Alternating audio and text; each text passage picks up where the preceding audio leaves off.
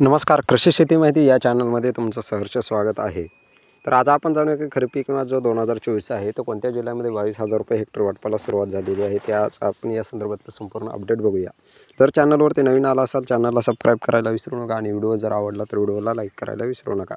चला तर मग व्हिडिओला सुरुवात करूया। की बघू शकता खरीप 2024 हंगामातील नुकसान भरपाई निश्चित करून लवकरात लवकर भरपाईचे वाटप करण्यात यावे। खरीप 2023-24 मधील प्रलंबित मंजूर विमा दावे वर्ग करण्यात यावे। प्रलंबित दावे काही कारणास्तव वर्ग होणे बाकी राहिले तर संबंधित शेतकरी याद्या संबंधित तालुका कृषीलय यांना देण्यात यावे। तसेच तालुका विमा प्रतिनिधीमार्फत शेतकरी यांच्याकडे प्रसारित करण्यात यावेत। यासह इतर मागण्या घेत किसान सभेकडून धरणे आंदोलन सुरू करण्यात आले होते।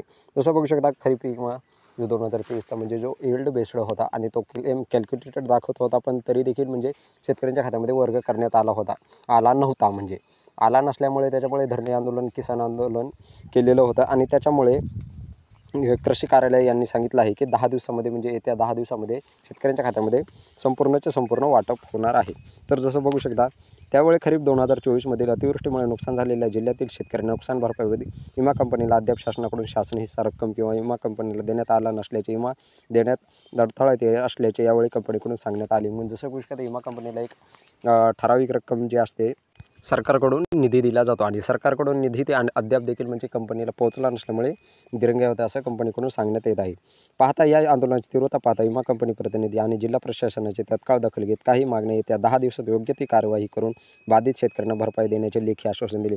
म्हणजे की बघू शकता आपल्या कंपनीने असं सांगितलं की येत्या 10 दिवसामध्ये ज्यांचे म्हणजे ऑनलाईन क्लेम केलेले होते आणि त्यांचा क्लेम कॅल्क्युलेटेड दाखवत होता, तरी देखील म्हणजे त्यांच्या अकाउंटमध्ये जर पैसे आले नसतील तर येत्या 10 दिवसामध्ये त्यांच्या अकाउंटमध्ये पैसे येणार आहेत। चला तर मग बघूया।